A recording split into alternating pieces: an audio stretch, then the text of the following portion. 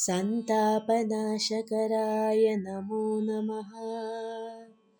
अन्धकारान्तकराय नमो नमः। चिन्तामणि चिदानन्दाय ते नमः।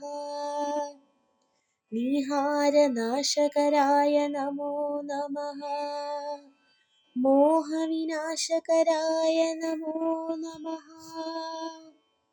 शान्ताय रौद्राय सौम्याय घोराय कान्तिमतां कान्तिरूपाय ते नमः।